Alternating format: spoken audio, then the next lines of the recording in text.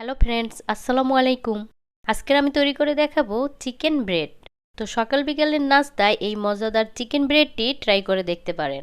আর এটা আপনার ফ্যামিলির ছোট বড় সবাই অনেক পছন্দ করবে। তো চিকেন ব্রেড তৈরির জন্য প্রথমে আমি একটি বলের ভিতরে হাফ কাপ হালকা গরম দুধ নিয়ে নিলাম। তারপরে এর ভিতরে 4 চামচের 3 চামচ চিনি দিয়ে দিলাম। ইস্ট দিলাম 1 চা চামচ, লবণ দিলাম কোয়ার্টার 1 চা চামচ, আর তেল দিয়ে দিলাম 2 টেবিল চামচ পরিমাণ। তারপর এটাকে সুন্দরভাবে মিশিয়ে দিতে হবে যাতে ইস্ট এবং চিনি পুরোপুরি গলে যায়। তো এবার আমি এর ভিতরে দিলাম 1.5 কাপ ময়দা,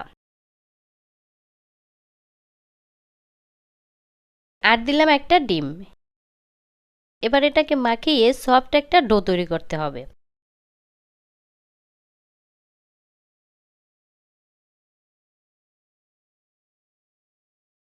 তো ডোটা তৈরি করা শেষ। এবার এটাকে হাতের ভিতরে নিয়ে একদম গোল করে উপর থেকে একটু তেল লাগিয়ে দিলাম।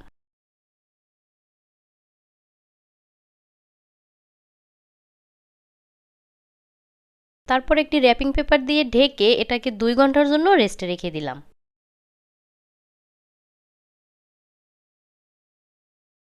তারপর এই যে এখানে আমি মুরগির বুকের যে মাংসটা সেটা একটু সিদ্ধ করে নিয়েছি। আর এটা আমি একটু আদা রসুন বাটা, লবণ আর গোলমরিচের গুঁড়ো দিয়ে সিদ্ধ করেছি। এবার কাঁটা চামচের সাহায্যে হাড় থেকে মাংসগুলোকে ছাড়িয়ে নিলাম। আর এগুলোকে এরকম ছোট ছোট টুকরো করে নিলাম। আর এই যে এরকম সবগুলো মাংস আমি ছাড়িয়ে নিলাম। এবার চুলায় একটি প্যান বসিয়ে প্রথমে 2 টেবিল চামচ পরিমাণ তেল দিয়ে দিলাম। আর 1 কাপ দিলাম পেঁয়াজ কুচি। এবার এই পেঁয়াজগুলোকে অল্প একটু সময় ভেজে নিব। পেঁয়াজগুলো একটু নরম হয়ে গেলেই হবে, বেশি সময় ভাজতে হবে না।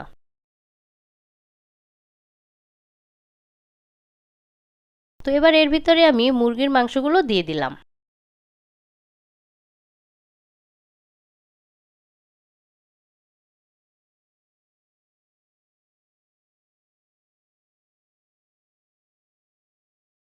আর এই যে মুরগির মাংসগুলো দেওয়ার পরে আমি এর ভিতরে দিলাম 1/2 চা চামচ রসুন বাটা, 1/2 চা চামচ আদা বাটা, লবণ দিলাম 1/2 চা চামচ, লাল মরিচের গুঁড়ো দিলাম প্রায় 1 চা চামচ, আর গোলমরিচের গুঁড়ো দিলাম 1/2 চা চামচ, আর গরম মশলার গুঁড়ো দিলাম কোয়ার্টার 1 চা চামচ। এবার মশলার সাথে মাংসগুলোকে একদম ভাজা ভাজা করে ফেলতে হবে।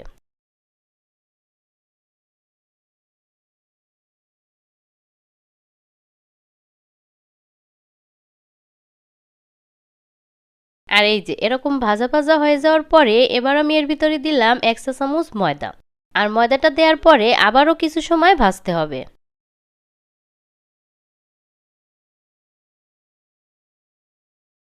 তো একটু সময় ভাজার পরে এবার আমি এর ভিতরে দিয়ে দিলাম পুরো 1 কাপ দুধ।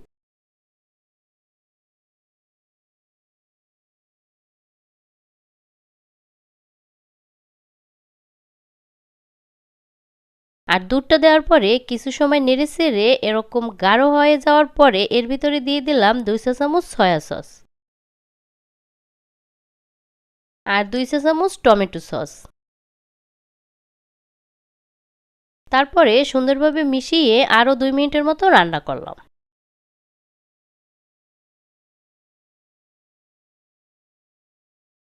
আর এই যে চিকেনের পুরটা একদম রেডি। এবার চুলাটা বন্ধ করে দিলাম। আর এই যে প্রায় 2 ঘন্টা পরে এই ডোটা এরকম ফুলে উঠেছে। এবার এটাকে এরকম আর একটু মথে নিচ্ছি।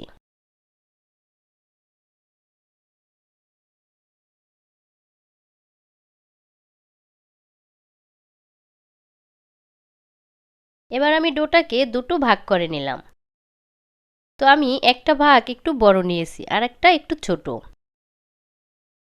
তারপর এগুলোকে এরকম সুন্দরভাবে রাউন্ড শেপ দিয়ে রাখবো রুটি বেলার জন্য।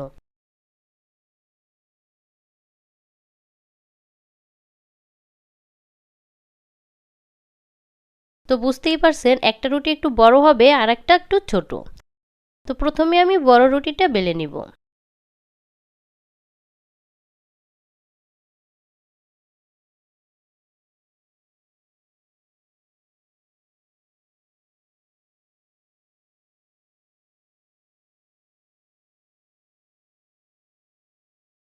আর এই যে রুটিটা কিন্তু একেবারে পাতলা হবে না, এরকম একটু মোটা টাইপের একটা রুটি বেলে নিতে হবে।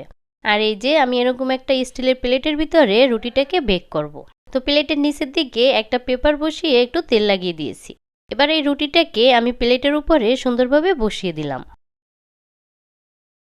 তারপরে চিকেনের যে পুরটা তৈরি করে রেখেছি সেখান থেকে কিছুটা পুর দিয়ে দিলাম।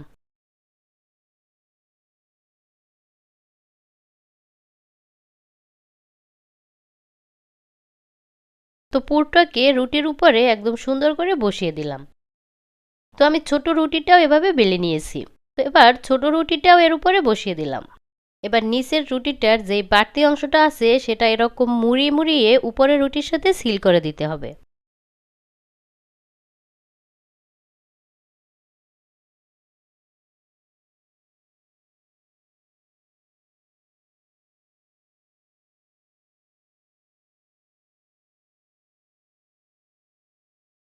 এবার মাঝখান থেকে একটা ছিদ্র করে দিলাম যাতে ভিতরে হাওয়া জমে ফুলে না ওঠে।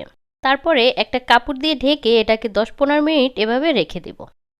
আর 10-15 মিনিট পরে এই যে এখানে আমি একটা ডিমের কুসুম একটু দুধের সাথে মিশিয়ে নিয়েছি। এবার এই মিশ্রণটা আমি রুটির উপরে সুন্দরভাবে ব্রাশ করে দিব, তাতে করে রুটির উপরে সুন্দর একটা কালার আসবে।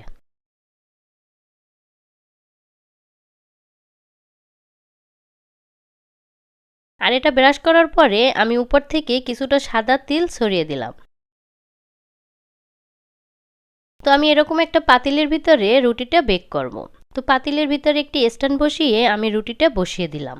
এবার পাতিলটা ঢেকে চুলার আঁচ লো থেকে একটু বাড়িয়ে এটাকে 30 মিনিটের মতো বেক করব। আর 30 মিনিট পর দেখুন রুটিটা সুন্দরভাবে হয়ে গেছে, আর কালারটাও কিন্তু অনেক সুন্দর হয়েছে। এবার রুটিটা চুলা থেকে নামিয়ে একটু তেল ব্রাশ করে দিলাম। তারপরে রুটিটাকে একটু ঠান্ডা করে নিলাম। আর এই যে দেখুন ঠান্ডা হওয়ার পরে রুটিটা অনেক সফট হয়েছে। একটু কেটে দেখাচ্ছি।